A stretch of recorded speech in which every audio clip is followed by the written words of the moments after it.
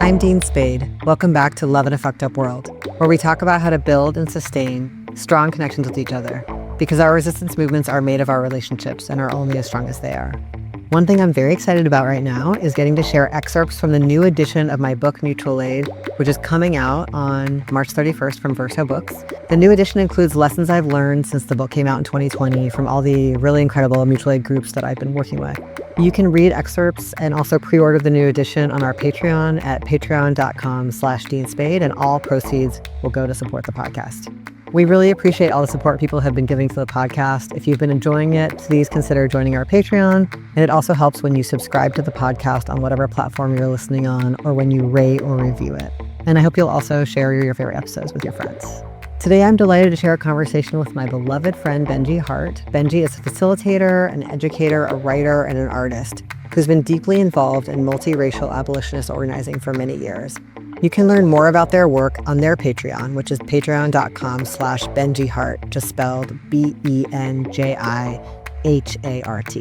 Something I'm particularly excited about in this conversation are the insights that Benji shares about facilitating transformative justice processes. I know this is something that is going to be of interest and use to a lot of people who are listening and who are trying to work on conflict in their own communities. So enjoy.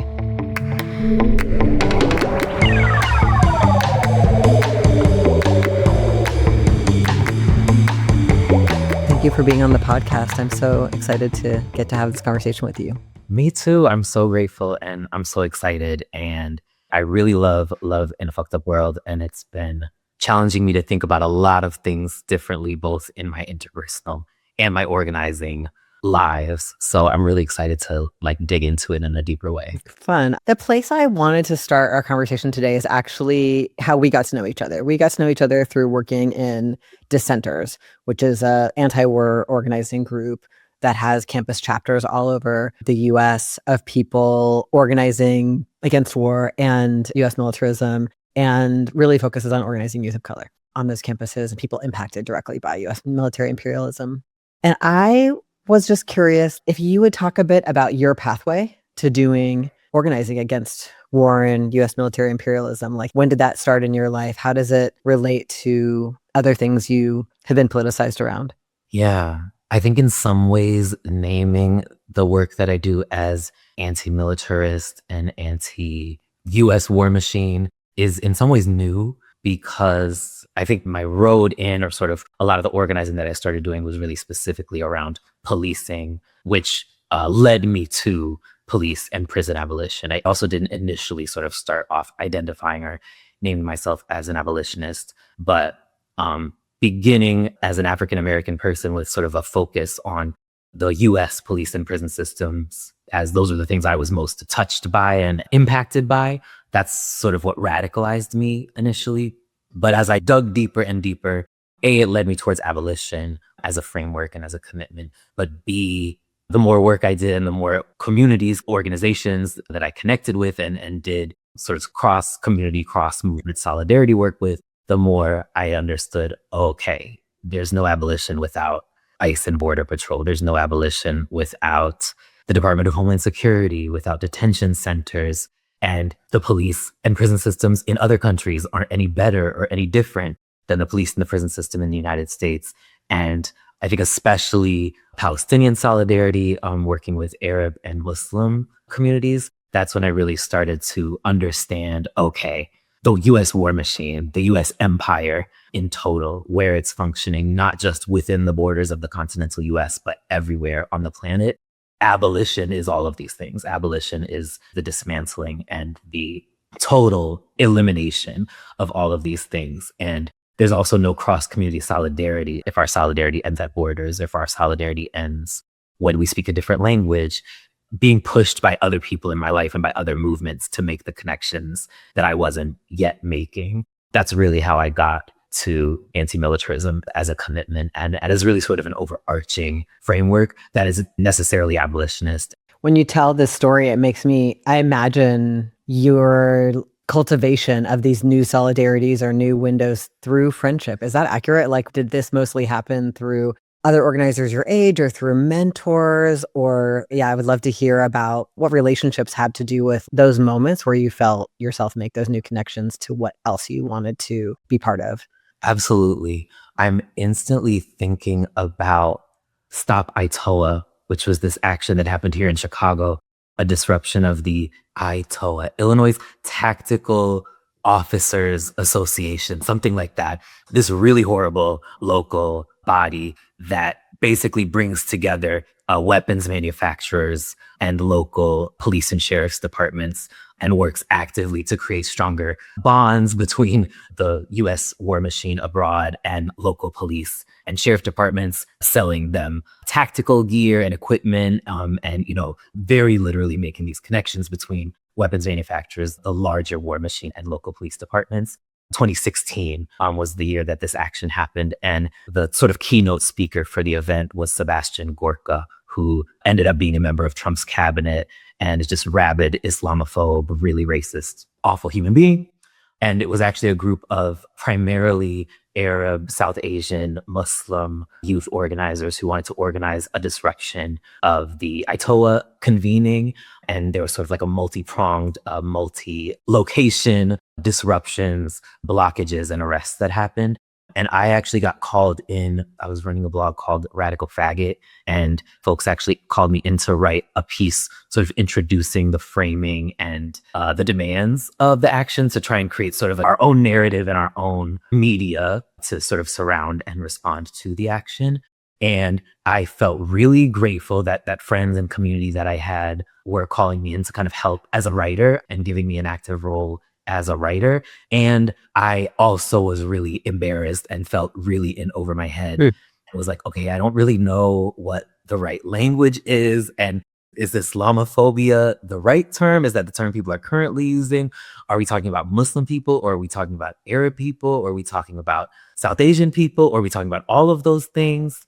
And folks were really generous with me and really patient with me, because I really hadn't had a lot of those conversations previously, and was just lacking in language, lacking in analysis.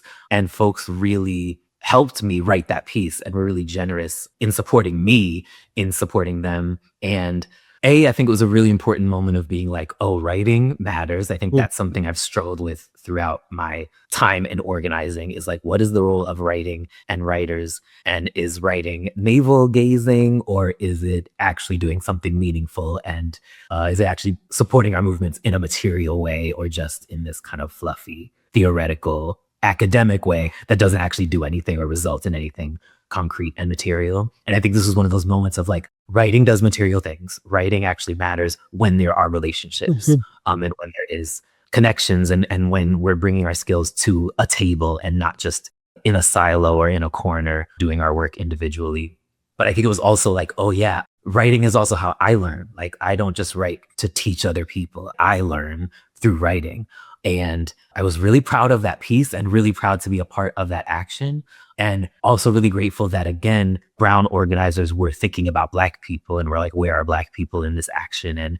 And where are Black people in our analysis? And yeah, it was just a really incredible moment of community solidarity. And I think one that, again, helped me strengthen my own, not just analysis, but commitments. And being like, okay, now that I have this new analysis, I have to maintain these commitments moving forward. This is not just a one-time thing.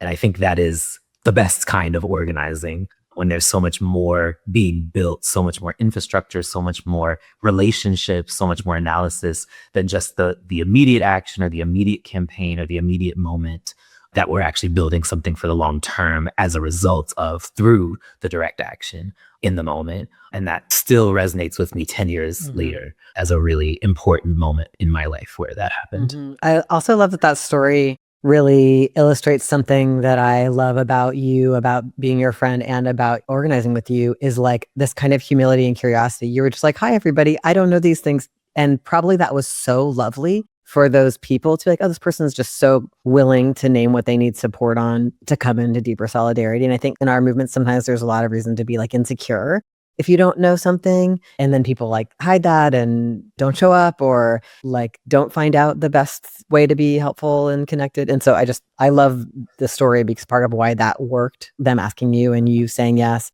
was that openness that is just, it's so much more trustworthy than when we let our insecurity have us fake our way through things to a point where we're not willing to connect with others.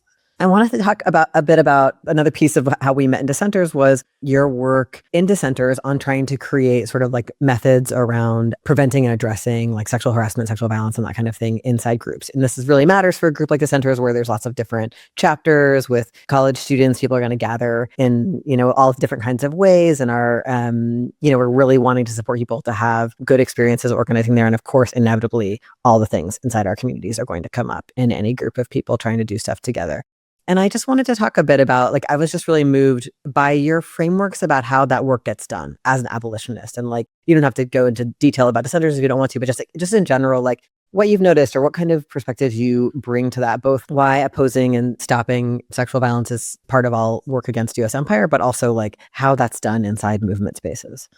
Yeah, Dissenters is another project that I'm really proud of and proud to be a part of. And it's another project that I was actually brought into as a writer first, where I was not one of the founding members. I was not at the table in the visioning and the dreaming of the organization, but I came in early on to help write some of the vision and mission and the sort of initial language around the organization and its values, and ended up getting sort of more involved from there, and eventually became a part of the SPA team, which stands for Safety Through Practice and Accountability, which was a sort of small board that we created within the larger organization to address sexual, gender, partner violence within the organization. And as an abolitionist, I really believe, as Ruth Wilson Gilmore says, that abolition is about presence and not absence. And I think what are we doing to create our abolitionist visions in the present is something I think that's really difficult and that we all struggle with. And this for me felt like a really ripe opportunity to actually talk about abolitionist presence and really think in a concrete way, what do we want this organization to look like if we understand fighting sexual and gender-based violence as a part of anti-militarist work, if we understand sexual and gender-based violence as an integral part of the US war machine, of war in general. What is our commitment as an organization to fighting sexual and gender violence? And how are we actively incorporating that into an anti-militarist commitment? And a lot of us who were a part of the original SPA team had been organizing for a long time, and some of us had been organizing together for a long time and had already experienced multiple breakdowns, fall aparts, implosions as a result of interpersonal violence within our organizations and movements, specifically sexual and gender violence. And so in starting a new organization, folks who had kind of already gone through this cycle a few times were really trying to think proactively about, okay, how do we make this vision a long-term one, knowing what a lot of the pitfalls are and recognizing that gender, partner, sexual violence is a really common reason why relationships erode, infrastructure falls apart, organizations implode. So on the one hand, there was sort of this preemptive, let's have these conversations now. Let's set up these structures and these expectations now before the violence happens, instead of scrambling after someone has already been hurt or already been harmed.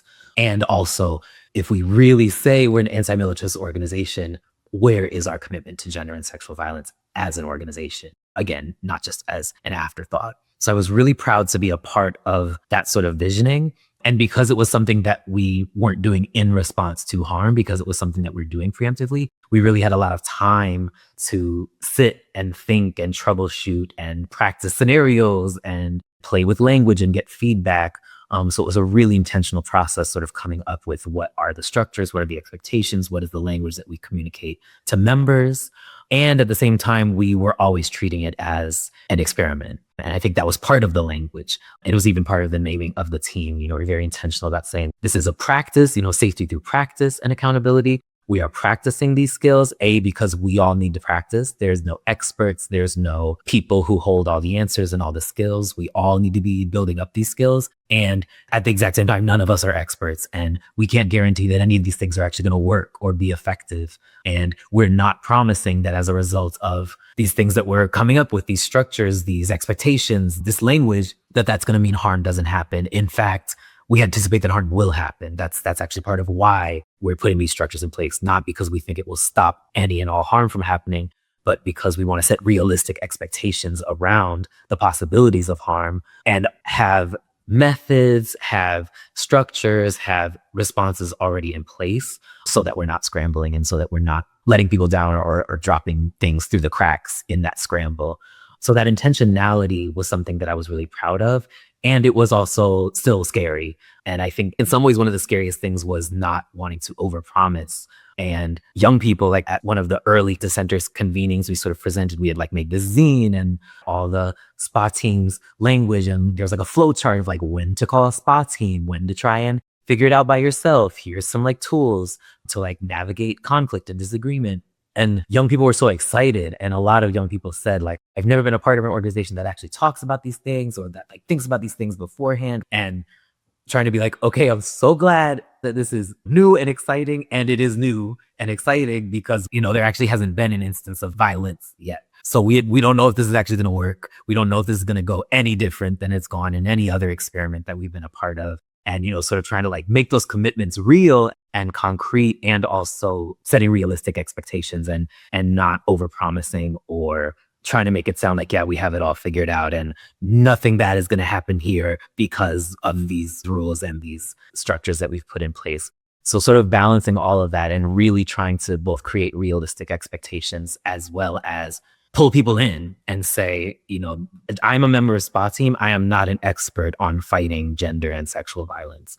We all need to practice. And this is actually, we're actually creating a space and a container to practice and to build our collective muscles because we all need to be better about doing this. And we all need to have the skills so that when these moments happen, we aren't scrambling and trying to find the expert who doesn't actually exist. Mm-hmm. Yeah, it's interesting. I've worked with so many groups where what I can see happens is that when something hard happens in an organization, people often like our internal structures come from the government, the state, and the society we live in. So sometimes like when something bad happens to me, what I want is like basically someone to come in and investigate and find that I'm right or that somebody else get kicked out. Like these are the kinds of things our imaginations go to, not because we're bad, but just because the society we live in has set that up and been a part of a lot of orgs, Dissenters included, where we're trying to think about this thing that you're saying about like, for example, if I'm having trouble with someone else on my team, can I talk to them directly instead of imagining that first I go to an outside authority? Or like, I've really worked with groups to not have grievance processes. Like that whole structure of like filing a grievance tends to put people in a prosecutorial and persecuted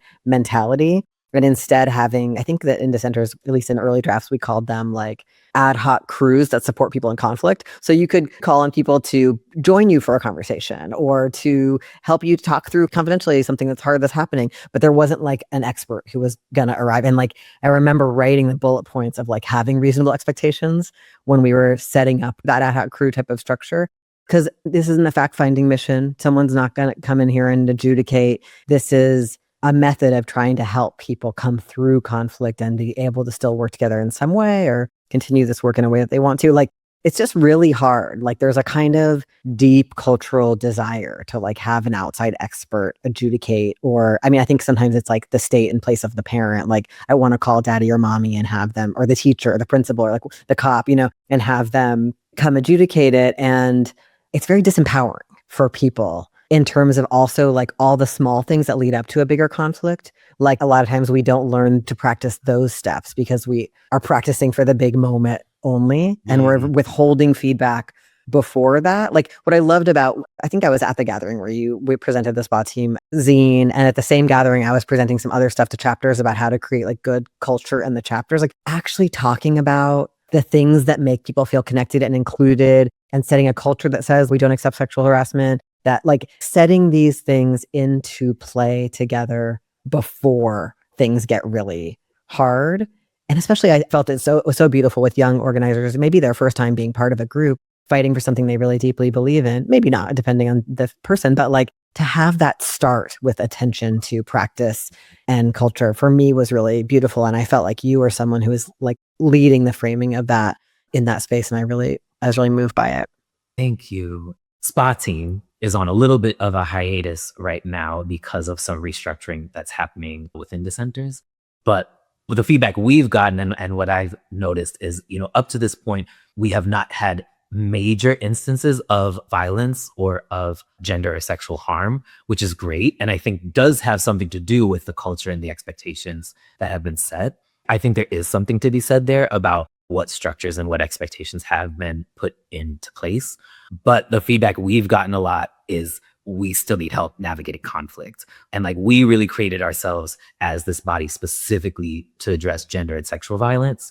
And I think after a certain point, realized like, oh, that's actually not the big issue that's coming up. We were bracing ourselves for that. And again, it was good to like think about that and prepare for that.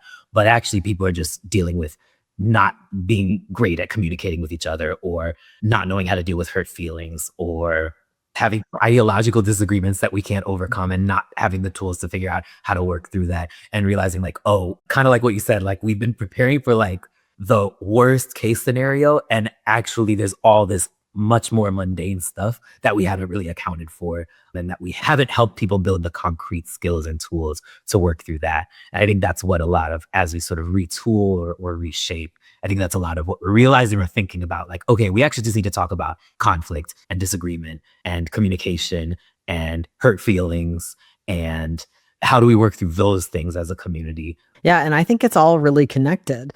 Like, if we're trying to think about skills like the ability to receive feedback and not be defensive, or the ability to give feedback, like that could relate to the events that lead up to your date where you have or don't have a good or bad sexual experience. And it could also lead up to just like how things go in the meeting, or whether or not we are welcoming to new people, or whether or not the conversations in the group ended up leaving Black people in a bad position, or leaving people with disabilities out, or, like, the skill set is really related. It's a feminist, anti-racist skill set. One thing that we talked about a little bit that I wanted to ask you if you wanted to talk about is this thing, like when doing this kind of anti-violence work in groups, like how to like simultaneously recognize that everybody does harm, everybody experiences harm, but also not normalize harm. Like how to be like, it's a really big deal and terrible that people experience this. And it's also really common. And most of us have been on both sides of some element of it. I'm curious to think about that with you. Like, on the one hand, our society makes, especially sexual and gender violence, seem like so exceptional and so extreme, and those people need to be locked up for life. And on the other hand, it happens constantly, and most of it's minimized and erased. And how do we find the right practice place when we're communicating about this with one another and in movement groups? Like, I'm curious how you've worked with that question. Yes. And I love that you name just like giving and receiving critical feedback as like a concrete example of like something we can practice on a really small or like, low pressure scale that is so important in building the muscles for like, okay, I have to like tell you that you did something really harmful or like really violent, and we have to talk about it. Or I have to hear that I did something really harmful or really violent, and I have to be able to like sit with that and face that. That in and of itself feels so huge. And I struggle with that in my friendships. I struggle with that, not just, definitely I could think of examples for partnerships, not just in organizing spaces of, we have to have the level of safety with each other that I can say, hey, it like made me uncomfortable when you did that, or it kind of hurt my feelings when you said that, or, if I'm going to shut down if you say anything like that to me, I'm not going to be able to receive any of the, necessary feedback that I need to grow. And I feel like that's something I'm always working at, but also in a lot of ways really struggling with in a lot of my relationships of how do we build the expectation that critical feedback is actually not just welcome, but important. And that someone giving you critical feedback is actually a very vulnerable thing to do, not an attacking thing to do. That being said, there are lots of different ways to give critical feedback, and for you to self-reflect, like, why am I giving this person this feedback right now? And is my goal to make them feel bad? Is my goal to tear them down? Or is my goal that I actually want them to be better, and I actually like believe in them and trust them enough and care enough about our relationship that I want to be honest with them about things that I think could be working better in our relationship? Like that level of self-reflection as well. I'm just realizing all the time that those are skills we do not have and are really struggling to practice. And exactly, like if I can't tell you, if I'm not comfortable telling you, oh, it like kind of hurt my feelings when you like made that joke, then like how am I going to be able to tell you I felt like you crossed a physical boundary of mine in that sexual interaction? And if I can't hear, hey, can you ask me before you give me a hug, and that not be someone telling me that I'm a horrible person, like if I can't hear that, then how am I going to hear, you really made me feel unsafe in that interaction, or you really were not there for me in this moment that I needed you to be there for me. And I'm not telling you that because I hate you, or I'm not telling you that because you're bad. I'm telling you that because I care about this relationship and I want you to be able to do better. I want to give you the opportunity to do better. And yeah, I'm still struggling with that in a lot of my friendships, actually, in particular, of how do we build the trust with each other that you really believe that me giving you critical feedback isn't me judging you or hating you or labeling you, but it's actually me being invested in you and being invested in our relationship. And it's actually a vote of confidence and like belief that you can grow and you can change and you can do better. And that I hope for the same thing from you. I'm not just sort of like prepared or, like bracing myself. Like I'm actually wanting and open to constructive critical feedback about how I can show up better for you and about how I can be a better partner or community member. And that does feel so tied to everything. Yeah. Just like our ability to not just, again, not just like the hard skills of how do we do it, but what do we even understand the purpose of it being? Like, what do we understand the reason for giving each other critical feedback?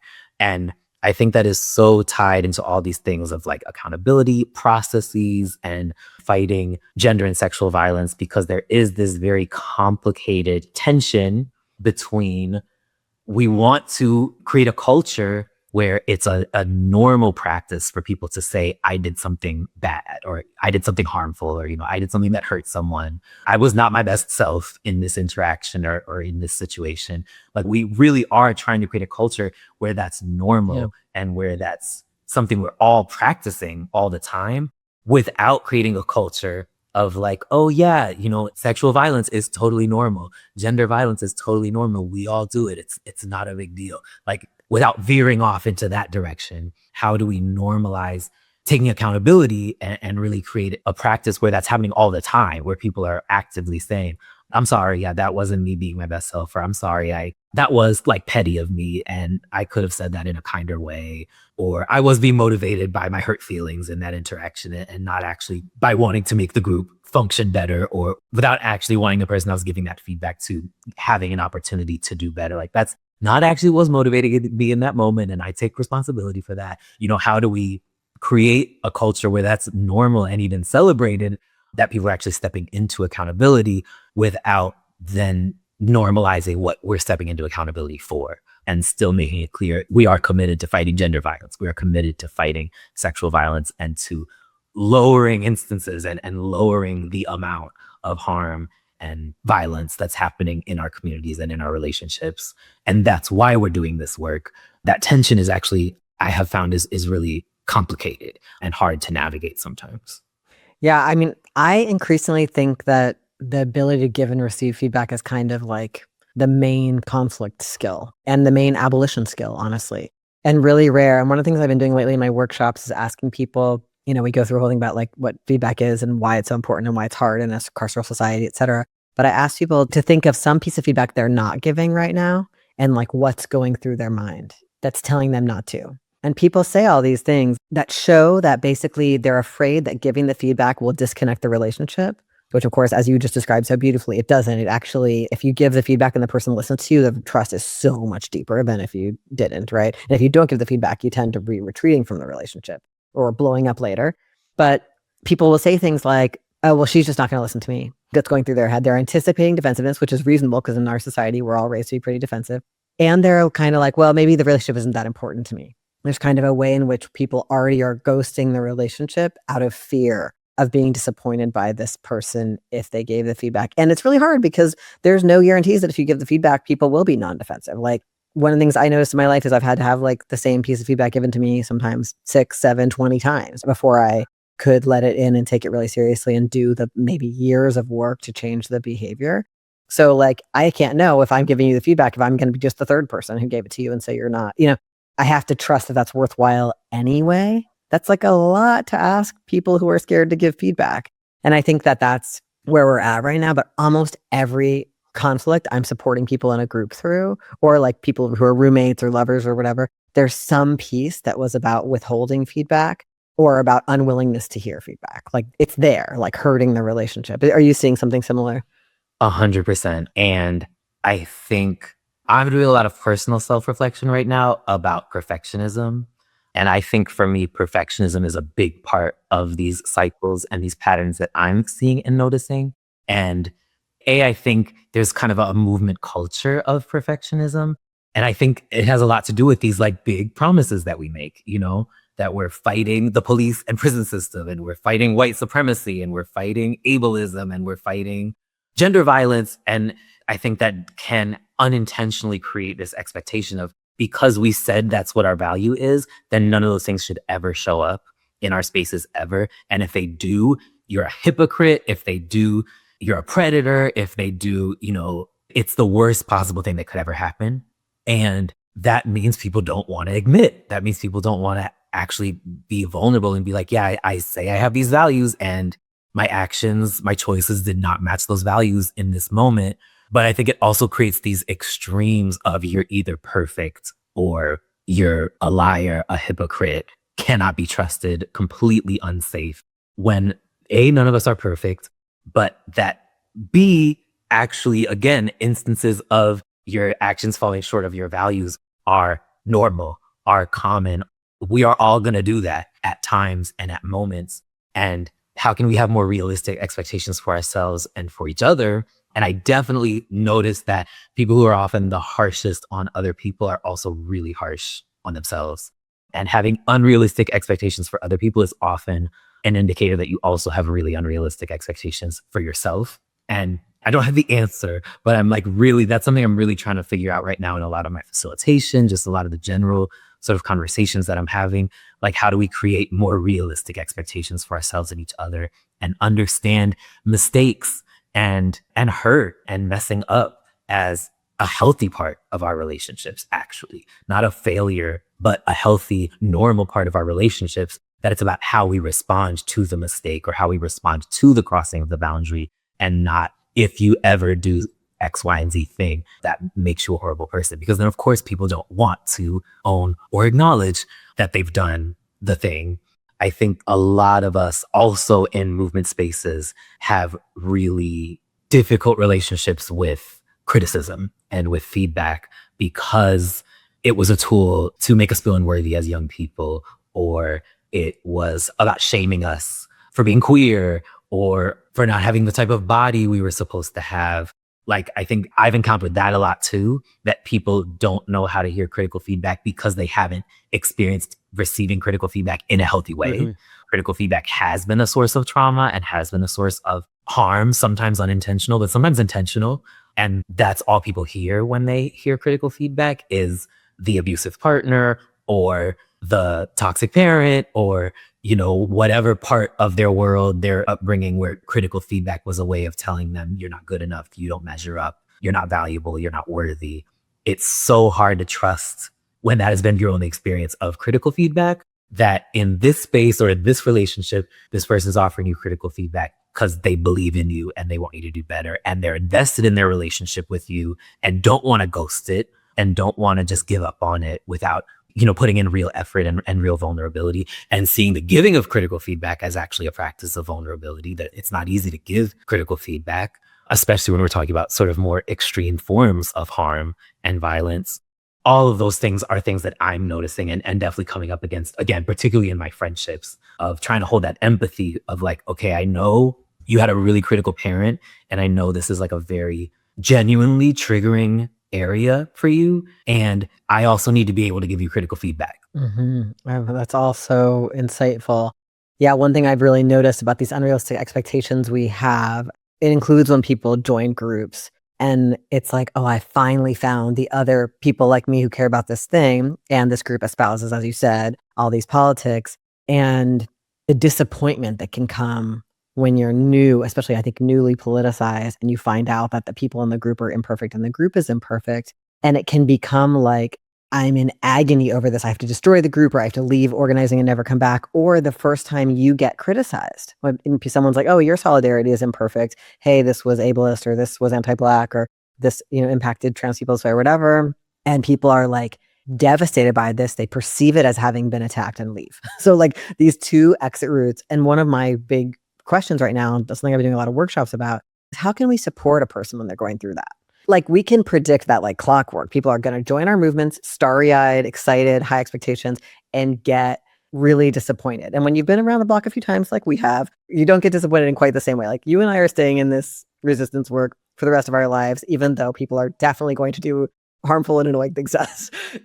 Like it's too late for us. We're on the path, but for a lot of people, I think it is those entry experiences where they leave. I think a lot of people do something for a while and then have a bad experience and leave. And so I'm asking myself this question a lot and trying to bring it to groups that I'm working with. How do we listen to people when they're upset, not minimize what happened to them, be a place they can really be heard so they don't need to go and put it on Instagram or whatever, the things that are more disorganizing for our movements? Like say, yes, this stuff happens. This really did happen. And also help move people away from thinking that means they have to leave or they have to do something punitive to another person or to a group. And also one part of that is how can we keep those conversations confidential? Can I receive somebody upset and not go tell everybody in the group and create more waves, but instead like hold it like it's a sacred moment for them and like I'm going to love them in it, even if they're super messy. And also I'm going to help them like gently not do the most punitive thing they could do. Like I'm not going to I'm going to help them not leave their politics at the door, even though they're really upset. And I think this is like, I imagine you have ended up doing a lot of coaching for other organizers. I bet maybe you've received some that's been useful like that. I don't know if you have any sort of thoughts on how we hold activated people and ourselves when we're activated. Oh, it's a great question. And of course, I don't have a one size fits all response, but I'm definitely thinking of the importance of pause, the importance of sort of knowing who our people are and knowing who other people's people are as well. And like, who can you vent to? Because it's okay to need to vent versus, the circle or the meeting or the process may actually not be the right place to vent. Or maybe there's a part in the process where we vent because we need to get those feelings out. But also then we have to like put a bookmark at that part of the process at a certain point and move on to the next part. And I think so much for me is seed planting, which is why, I think bringing up Dissenters as a potential model is important of like, how are we planting the seeds early on to be like, okay, people are going to mess up in this space. Like we're telling you that on day one. I, as one person in this space, cannot promise you what every other person in this space is going to do. There may be instances of harm and violence because people are messy and do those things. And I can commit to you how we're going to respond, but I can't commit to you that it doesn't ever happen. And I can't commit to you that the response is going to be perfect or is going to get you all the things that you want. And I think a really hard thing for me, but a really important thing for me as a facilitator is sometimes letting someone be activated and not making that your responsibility. Sometimes accepting that the process wasn't perfect and still being like, okay, and it's done. And it's done. It wasn't perfect. You didn't get everything you were hoping to get out of it. We didn't get everything we as a group were hoping to get out of it, but we got a lot out of it. And we did the best that we could with who was at the table and what they were willing to do and unwilling to do. And this is actually the best that we can do. And I'm thinking of a process that I did last year where there was one person in the space who was really, really angry and really, really upset. And I actually was so proud as the facilitator of how the process went. It was one of those ones that I was like really anxious about and like really, up the night before, like, oh, I hope this doesn't implode tomorrow. And it went like better than I could have dreamed. Like people were so open to feedback. People really listened without being defensive.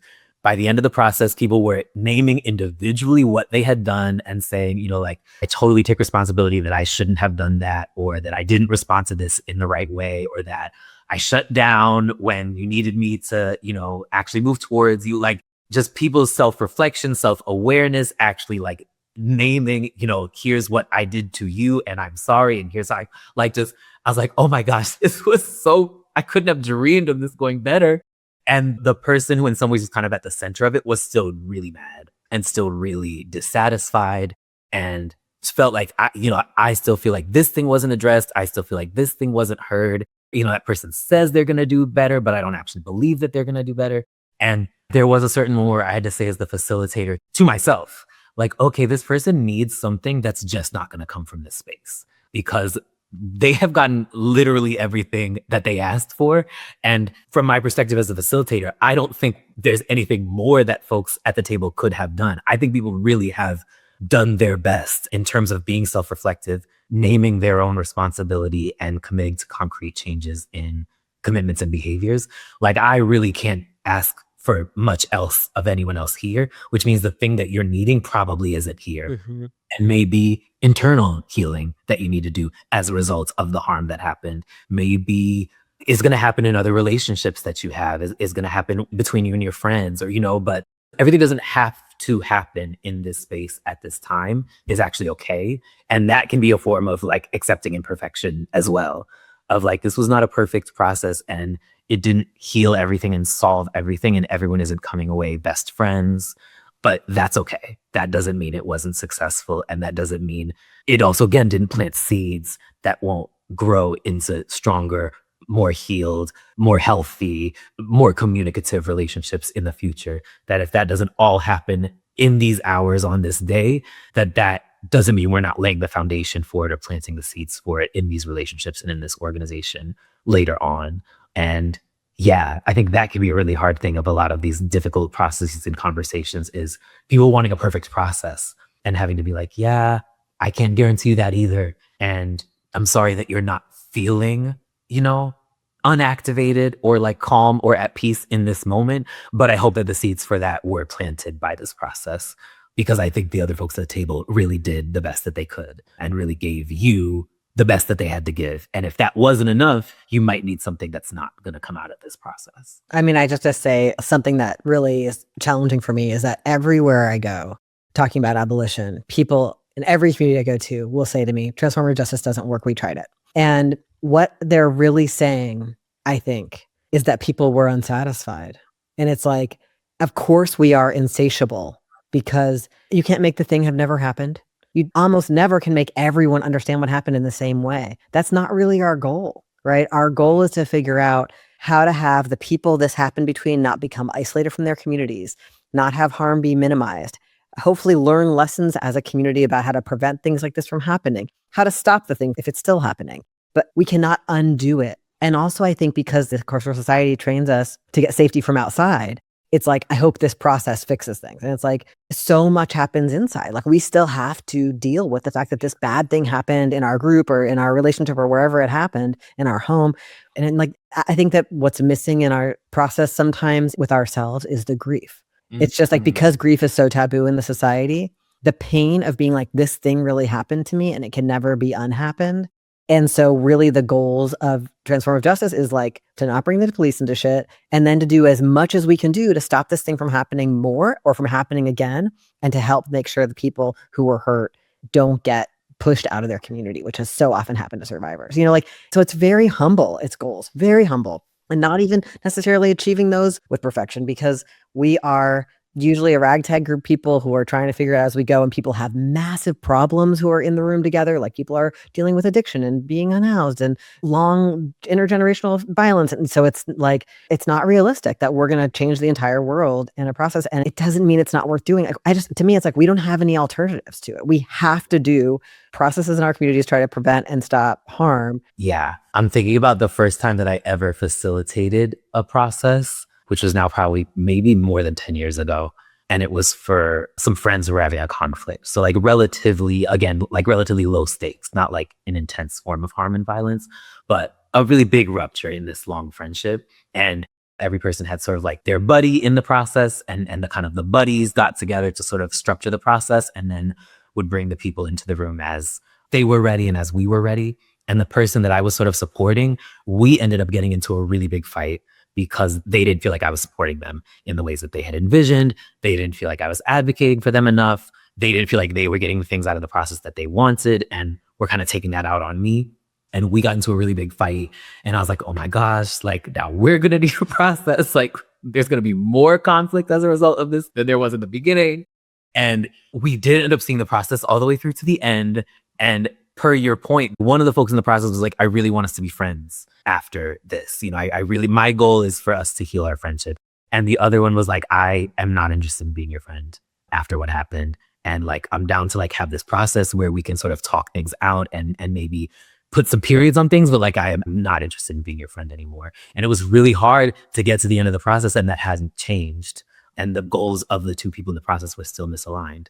And those folks are now friends again, which is really great, really beautiful. And I think is another one of those things of like, we're laying the foundation, we're clearing out some of the muck and the gunk that's like gotten in the way of our communication and of our healing. And we don't know what that might sort of set us up for in the future. And we can't promise those things to each other right now. But having some faith that we're laying the foundation for something, and that transformative justice is not giving us easy, immediate answers or results even, that the results might be things that take a long time to germinate and to come to fruition. But I've really seen when we're talking about these things in the long term and not just we're going to do this, 2-day process. And if X, Y, and Z thing hasn't happened at the end of those 2 days, the process didn't work. Transformative justice doesn't work. It's like, what are we actually laying the foundation for? And how is that, for me, an abolitionist practice of the immediate gratification, or like, I want this solved immediately, is also something that the police and prison system, I think, promises us and also fails to deliver on and is also not doing. But how can we not replicate that by actually setting much more realistic expectations and understandings and really making it clear, not just in a airy, fluffy way, but in a really sincere way. This work doesn't happen quickly. And the planting of the seeds and the laying of the foundation, you might have to really be patient to see what that leads to. And I mentioned that both to give an example of something that felt really messy in the moment and that I think has led to some really beautiful healing in the long term that wasn't necessarily visible or guaranteed in the moment of the process itself. And B, I mentioned it because I felt like such a failure as a facilitator that it felt like the conflict was just getting worse and was like spiraling out of control. And I felt like I was doing a horrible job as a facilitator. And after we finally got through to the end of the process and crossed the finish line and felt like, okay, I didn't know if we were going to do it, but we did it. I ended up having a conversation with Miriam Kaba about it afterwards. And she was like, I get in fights with the people that I'm in a process with almost every time. It's a really normal part of the process. And I was like, I really wish someone told me that before I signed up to do my first process, because I thought I was doing such a bad job. And it was really meaningful to hear a much more experienced person be like, I fight with the people that I'm representing in a process all the time, because you have to hold boundaries that people don't want you to hold. And you have to balance their needs with the needs of other parties when they might not be in the space to think that way. And that's going to lead to conflict and disagreement. And that's okay. And we can hold that too as a part of the process that we've agreed to engage in together. I love this story. I mean, also it's so obvious that this is how life works. When I think about my various breakups and big fights in the movement and fights with friends over the years, some of them resolved in 2 months and some of them resolved in 6 years and some of them resolved in 10 years. And I've always had this dream of having a project where we have people who had a major rupture tell the story of their rupture and how they eventually came back together, because we just don't have those stories as much as we need them. And especially between organizers who are also best friends or lovers or all the common ways we overlap. And just, it's so meaningful when you can repair or when you have apology and forgiveness that is real. It's so healing and it can't be rushed. It really can't be. Yeah. Oh, I would love that. I love that idea. I realize that we're coming close to time and we haven't even talked about something that's really important to me to talk about with you today, which is how making art relates to your resistance movement work and what you're thinking about in that realm right now, or whatever you want to share. Oh, so much to say. I think a big way for me in which art and organizing connect is that I think organizing is a creative practice in ways that I don't think it gets named or kind of seen that way enough, even by people who are actively doing it. And I think art has so much to teach us about process. I think art is such a beautiful and frustrating example of things happen on their own time. And that's so much of what my creative practice has taught me is, art making it's not something that you actually get to control in the ways that I think a lot of people imagine. It's I don't have any new ideas right now, or I've been working on this same piece for 6 months and I just keep reworking it and nothing's fitting and nothing's working. And the kind of faith and the kind of patience that you have to have in a creative practice and in a creative process of letting things unfold in the ways that they want to, and letting pieces or letting a work be what it wants to be, and sometimes having to be present for an unfolding rather than making it what you envision it being, letting it kind of teach you or show you what it is or what it wants to be. And I think that's so much of what any process is, including a transformative process. I think that's so much of what movement building is, you can't just project your dogma or your idea of what you think liberation is or should look like, or what you think the values of the organization should be. If you want people to join, you have to figure out what animates them, and it might be different than what animates you. If you're really trying to build something strong and sustainable, it requires humility, but it also requires a relinquishing of control and a guiding of a process and a practice rather than a forcing. And I think art is a place where that I'm really like forced to practice that in ways that then I see showing up in lots of other areas of my life. And I also think that when I think about art and the importance of art, that for me really is, I believe, like why we're alive. Like art is why we are alive. You know, beauty and joy and deep feeling and connection and celebration and like holding in reverence the things that matter to us most. Like I think that's what good art does. And I really think art reminds us why we're alive. And I think something that frustrates me sometimes about movements is I think people who don't like identify as artists sometimes don't take art seriously. And when we talk about art in movement spaces, we're very often talking about it as sort of an afterthought or like a thing we tack on at the end.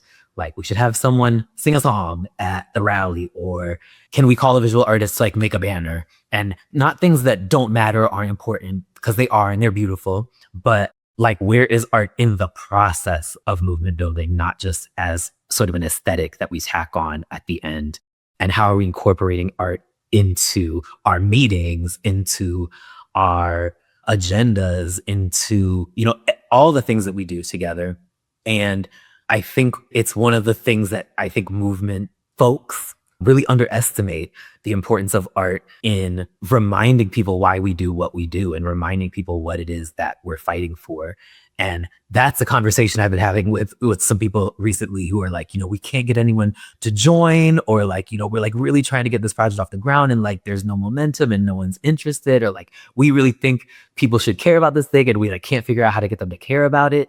And it's like, okay, but like, is it fun? You know, what are you doing at the meetings? And, you know, you might be really motivated by Marxist theory, but like most people aren't. And the people that you want to join this organization, that's really not what they're excited about. And it's cool that it's what you're excited about, but art is what gets people in the door. Art is what reminds people why we're fighting and what it is that we're fighting for, a world where we can actually just experience beauty and joy and connection, which I think art at its best helps us do that. And I also get frustrated with artists because I also think the other side of that is treating art as an end in and of itself also really frustrates me. And artists who make work about political topics and aren't doing anything on the ground and like connecting with people who are actually engaging with and fighting against those things also really frustrates me. And, you know, art as an end, the production of art as like an inherently political act, I also like really am not into that and like really struggle with that. But the flip is also treating art as just a production, and just this thing that gets produced and like, let's find a way to like toss it in at the end. Where is process is always the question for me. And I have that question both for artists as well as for, you know, movement folks or organizers, for lack of a better term, who don't see themselves as artists, but are absolutely doing something creative. And I think need to find creative approaches to the problems and the questions that we are struggling with. And I think for me as a writer, for me as a poet, as a dancer, as a teacher, as a facilitator, I think I come back to those things all the time of, you know, times in my life that I thought, you know, writing isn't meaningful. Writing doesn't do anything. Writing is just me sitting at my computer and it's not actually, you know, doing anything out in the world. And it's certainly easy to feel that way about dance or about poetry. Like how is this helping us defund the police? How is this helping us abolish the military industrial complex? Like, I don't see it. And I think what I learned over and over and over again is relationship, that what we do in isolation is often not very meaningful. But when we have relationships and when we're actually plugged in to something larger than ourselves, dance becomes such an important tool to be able to offer. Poetry becomes such an important tool to be able to offer. But it's not just me writing something and then producing it or publishing it. You know, it's how is poetry actually helping us envision the kind of neighborhood that we want for ourselves? Or how is dance providing an outlet that actually gets young people in the space and really helps create an identity for this movement or for this organization? Like, oh my gosh, so beautiful and so powerful and such a necessary part of all these struggles that we're talking about, but not when it's happening in isolation. That's such a beautiful note to end on. Thank you for that. And so glad to get to have this conversation with you. I'm so glad to have it as well. And thank you so much for inviting me and continuing to be my thought partner on so many of these things. I'm so grateful for you.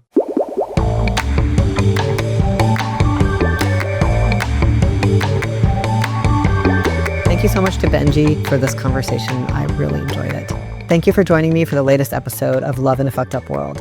This podcast is based on my book of the same name, which is out now from Algonquin Books. I hope you'll pick it up from an independent bookstore in your community, not Amazon or Audible. Love in a Fucked Up World is hosted by me, Dean Spade. It is produced and edited by Hope Dector. Our creative director is Ciro Carrillo. Thank you to Eugene, Derek, Kelsey, Lindsay, Jessica, Raindrop, Nicole, and everyone else who helped with this podcast. Our theme music is I've Been Wondering by The Ballet. We need each other now more than ever, and I hope this podcast offers tools and ideas that can help us build and sustain strong relationships and strong resistance. I hope you'll keep listening, subscribe, and share this episode with the people in your life.